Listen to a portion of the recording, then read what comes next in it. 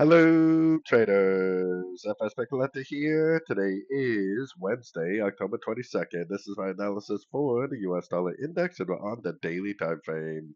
So on the daily time frame, we made a very nice another higher low, right at the 50% Fibonacci retracement.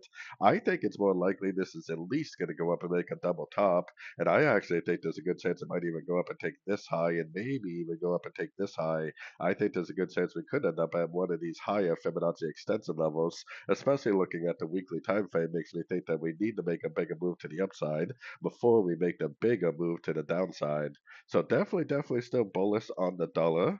So going down to the 1 hour time frame, I got my Fibonacci retracement on the whole move down because these Fibonacci levels are usually going to be areas of resistance or support depending on direction. Now we are sitting at the 61%. If it turns down, if it breaks structure, then heck yeah, I would become bearish again the dollar. But I think there's a good chance that that is not what's going to happen. It's probably going to continue to make higher highs, higher lows. It's probably going to find resistance at these Fibonacci levels, but each move down likely will just end up being a pullback within the higher time frame uptrend, I believe. So, anyways, don't forget to check out my website linked over here in the corner. And as always, thank you for watching and happy trading.